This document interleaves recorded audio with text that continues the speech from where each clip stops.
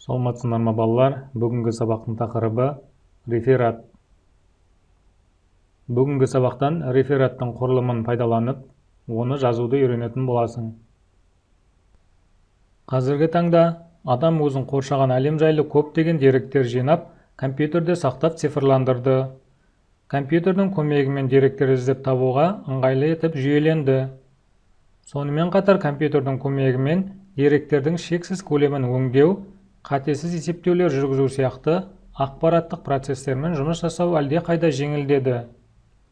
Әрине, компьютер әртүрлі сала мамандарының жұмысын айтарлықтай жеңілдетеді.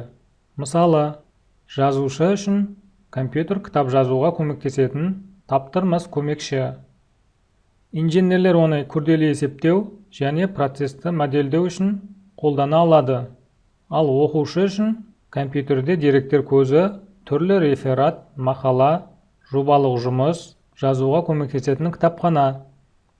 Енді рефератты қалай жазу керек екеніне тоқталып өтейік. Реферат латын тілінен аударғанда баяндамасын немесе баяндаймын деген мағынаны береді. Кітап мазмұны, ғылыми жұмыс және зерттеу нәтижелері туралы көпшілік алдында қысқаша баяндау. Сонымен қатар реферат белгілі бір тақырыпта әдеби және басқа да материалдарды шолу негізінде жасалатын қысқаша баяндама. Реферат белгілі бір тақырыпта жазылады, оның нақты құрылымы болады, әдебиеттер тізімі және басқа да дерек көздерге шолу жасалып, сілтемелер келтіріледі. Рефератпен жұмыс жасау кезеңдері мына төменгі кестеде берілген. Рефератпен жұмыс істеудің 4 кезеңі. Бірінші, дайындық кезеңі. Бұған тақырыпты таңдап танысу, рефераттың тақырыбы бойынша ақпарат көздерін іздеу, қажет әдебиеттерді тыңдау, зерттеу, жиналған деректерді жүйелеу. Екінші, рефераттың құрылымы.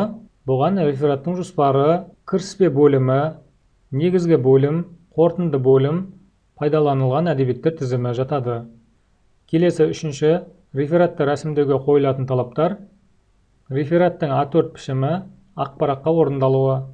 Реферат мәтіні Microsoft Word мәтіндік редакторында өлшемі 14-ке тең және Times New роман қарпімен бір интервал арқылы қара түспен теріледі.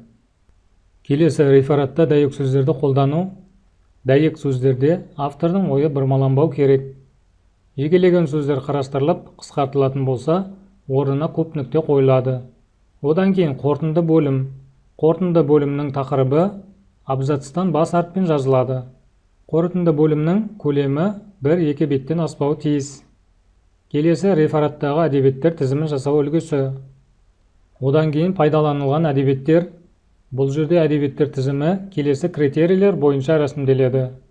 Алфавиттік тәртіп бойынша және тақырыптық хронологиялық деректемелердің түрі бойынша. Мысалы, дерек көздерді төмендегі ретпен орналастыруға болады. Оқушылар енді рефератты қалай дайындау керек? Ең әуелі Word бағдарламасын ашып аламыз және ең әуелгі бетін жасап алуымыз керек.